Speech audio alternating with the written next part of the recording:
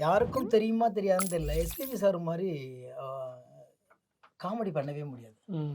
அவர் வந்து பார்த்தா தான் வெளியில பார்க்கும்போது ரொம்ப ஒண்ணுமே தெரியாத ஒரு மாரி இந்த புத்திஸ் மாரி இப்படி ஜாலியா அப்படி இருப்பாரு ஒழிய, ஆனா பேச ஆரம்பிச்சார்னா, வயிறு வலிச்சிரும். சிரிச்சுக்கிட்டே இருக்கலாம்.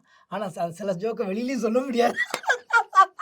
அவ்வளோ இளமை ததும்ப ததும்ப சொல்லிட்டாங்கன்னா அவர் சிரிக்கவே மாட்டாரு. நம்மள சிரிக்க விட்டு வேடிக்கை பார்த்துட்டு இருப்பாரு. அப்படியே வந்து நெறைய பாடல்கள் வந்து எனக்கு அவரு சார் வந்து கடைசியா பாடுன படம் வந்து ஆடுகளம். ஐயையோ நெஞ்சு அலையுதடி. அந்த சாங்கு. அப்பயே சொன்னாரு, "வயசு ஆயிடுச்சு. ஆனா அந்த கவிஞர்கள் பண்ற வேலை மறுபடியும் காதலிக்க வச்சுருவாங்க போல இருக்கு" அப்படிம்பாரு. இது இந்த மாரி பாடிக்கிட்டு இருக்கும்போதே பாராட்டுலாம் எப்படி? ரொம்ப புலங்காய்ந்திருக்கும்.